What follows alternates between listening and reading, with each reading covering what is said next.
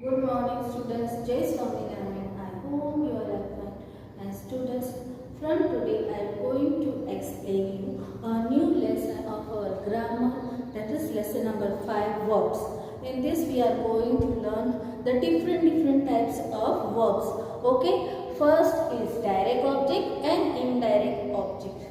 Now what is the meaning of direct object? A direct object is usually affected by the action of verb. With what it gets affected? It usually get affected by the action, okay, of verbs. Like here I have given some example also. See, Prabhi narrated a story. To whom she had narrated? What she had done? She had narrated now, but what? A story. So a story is the action word, that is direct object. Okay, Prabhi narrated a story is the direct object. John hit the ball. What did the John did? He hit the ball. The ball is the action of the verb. That's why the ball is the direct object. The teacher taught us a story. What did the teacher taught us? What's the action she did? She taught a song. So the word a song is the direct object. So you always have to keep in mind that a direct object is usually affected by the action of verb. After direct object, we are going to learn about indirect object. Now what is the meaning of the indirect object? Indirect object is a person. Okay, is the person to whom something is given or for whom something is done. What is the meaning of indirect object? Indirect object is the person. Okay, is the person for whom something is given or for whom something is done. In here also I have given some example. See, Prabhi told Nipa a story. Here who is the person here? Nipa is the name of a person. So what it is? It is the indirect object. As it is told now that we have to give the person to whom something is given or whom something is done. So what is done here? A story. Prabhi told Nipa a story now. So here the word Nipa is the indirect object. Second, grandfather bought dash a bicycle for whom the grandfather bought a bicycle. He bought a bicycle for Vinod. Vinod is the name of the person. So Vinod is the indirect object. Okay. Then next, Shubhra gifted her dash a flute. To whom she had gifted a flute? She has gifted a flute to her sister. So the word sister is also the indirect object. Shubhra gifted her sister a flute. Okay students? Okay students, now we are going to learn the another part of the verb, that is intransitive verb. Intransitive verb we are going to see now. Verbs do not require objects are intransitive verb. What does the intransitive verb mean? The verb which do not require object. The verbs which do not require objects that is called as what is called as intransitive verb. What are they? Intransitive verb. Here I have given some example also, like they don't need any kind of object now. Children play with their toys. Here which is the object? No one na. Play and toys are both verbs only. They are not the object. So here the children play with their toys is the intransitive verb. What it is? It is the transitive verb. The second, the children play every evening. Here which is the action word? Is there any word? object? No, it is also the verb only. There is not a single object in this sentence. So here play is also the intransitive verb. The children play every evening. Here the word play is the intransitive verb. Okay. In this sentence, verbs do not require what they do not require. The verbs do not require the object are called intransitive verb. Okay.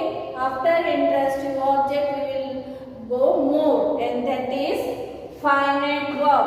What is the next is finite word. Now we are going to see what is the finite word.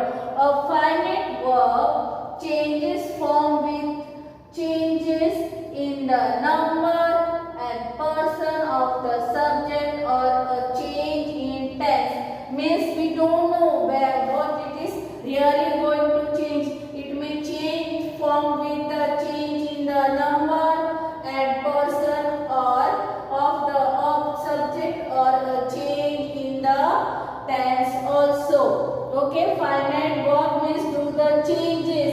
It changes the number and person of the subject or a change in tense also. Here see, I have here also given example like I like acting.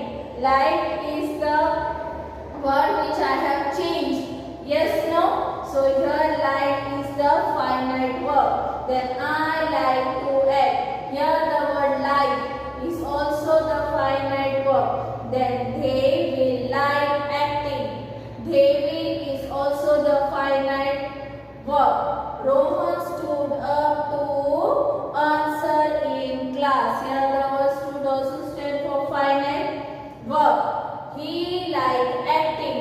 He likes acting. Likes is also the finite verb. So we really don't know what he is going to change. He is going to change in the number and person of the subject or a change in the tenses. Like whether it is present or past, he changes in the sentence according to that. Okay, students. Okay, students. Now the another part of the chapter of verb is non-finite verbs. Which is that non-finite word. We have already completed the finite verb now. So now is non-finite verbs. Now what is the meaning of non-finite verbs? The verbs acting and to act do not change. Means finite verb changes na. Here non-finite verbs don't change. The act in either tense or number. The finite verb what it do? It changes the number and changes the sentence na. But non-finite verb don't change. It do not change in either tense also and not also in number. They are called non-finite verb. Means finite verb we are going to change the number and the tenses, and in non-finite we are not going to change either the tense or the number. Okay, here let's see. Example is I like acting.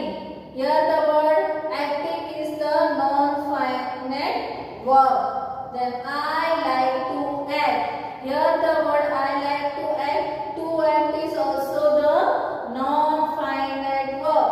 Then third, he likes to act. I like to act. He likes to act. Here the words are same, but what the thing is changing? The things they are changing, that is, they are not changing the tenses or the number of the sentences. Okay, so he likes to act. To act is the non-finite verb. They will like acting. Here the word again. Here in this sentence, the word acting is that. So acting is also the non-finite verb. So this thing you always have to keep in mind that finite verb means the word which wanted to changes the number and it also wanted to changes the tenses, and non-finite verb do not changes either the tense or either the number. They won't change any tenses or number, and they are called as non-finite verbs. Okay, after this non-finite verb, now we are going to see now that is infinitive. Infinitive is little bit same like non-finite verb only. Okay, but in this 2 plus verb is taken. With every verb word done, they are adding to2. Okay. Now, an infinite is a noun, is a non-finite verb that work as a noun in a sentence. Means in this now, what the thing happened? The infinitive word is nearly like non-finite verb also only. But what they do? They work as a noun. How they work? They work as a noun in the sentences. Here see, I have given two examples. Those children love to run. To run with 2 plus verb. So it will become to run. This is the infinite verb. Then to exercise is healthy. 2 plus exercise means infinite word. Infinite is little bit same like non-finite verb only. But what it do? It work as a not a verb, but it work as a noun. Okay, it works like a noun. Here I have written to run, to exercise becomes the noun in the sentences. Okay. See here, I have also given you the verb form to run. Work as a noun. To run works as what? It works as a noun. Then the verb form to exercise. The word to exercise also work as a noun. They are the verb words, but they act as noun. Okay. So in this way, we have to find out the infinitive words. Okay, infinitive verbs in which we have to add 2 plus verb. Okay, students. Okay, students. Now we are going to know about gerunds, that is verb plus ing. Now, what is gerunds? How they are used? That we are going to see here in the verbs. Okay, the gerund is a noun, is a non-finite verb with ing form. Means how it is used? It is written in ing form. Okay, that functions as a noun in a sentence. How it function? It function as a noun in the sentence, and it don't work with the change in the tense or change in the number. Okay, this gerund is a non-finite verb with ing form. It may be the sentence of tense or of number. The verb is added with ing form only. Okay, during this word, gerunds word. Okay, like I have given some example also, like I enjoyed cooking yesterday. By reading the word yesterday, we thought that it is of past tense, but it get changed when we are writing of this gerunds. Okay. That's why we have written here cooking, cook plus ing. As it is written, ing form we are adding with the noun word. Okay, I enjoyed cooking yesterday. Means it is not using the form of changing into tenses or changing the number. Okay. Then second is she enjoy gardening. Garden plus ing, gardening. She enjoy gardening. Means whenever we are following this sentence now, it is not necessary to change the sentences in the tense or in the number. Okay, we have to write with noun or verb. We have to add what? Ing word. With verb we have to always write ing word, so it becomes gerunds. Okay. Like I enjoyed cooking yesterday. She enjoyed gardening. Okay. Okay, students. Now we are going to learn about participle. Okay. What is the participle? Where it is used? That we are going to know about now. Okay. A participle is a non-finite verb. What it is? It is a non-finite verb in the ing or ed or t form.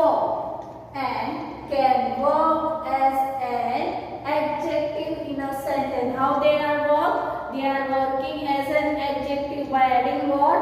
ing in present participle or ed or t form in past participle.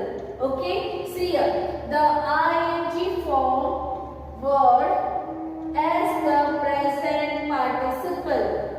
Okay, form word as what? Present participle ing form words, and the ed or t usually makes the past participle, means ed or t is used usually in past participle and ing is used with present participle. Okay, so it is working in what? They work as an adjective, not as the verb, only verb. They are working as the adjective. See, the participle is a non-finite verb. What it is? It is a non-finite verb in the ing or ed or t form and can work as an adjective. How it work? It work as an adjective in a sentence. When we are adding ing form words, it will become present participle. When we are adding ed or t, it will become past participle. Okay, see, I have given some example also. The laughing baby delighted everyone. Here the word laugh plus ing, it become laughing. I need some salt for my baked vegetables. Baked with that dinner. So what are they? One is present participle, second is past participle. So the verb laughing and bake are formed by adding ing or ed to laugh and bake. The function as adjective in this sentence. How they work? They work as an adjective. Okay, they cannot stand on this on their own, okay, and makes verb and are a type of non-finite verb. What are they? They are in a way of a type of non-finite verbs. Okay, students.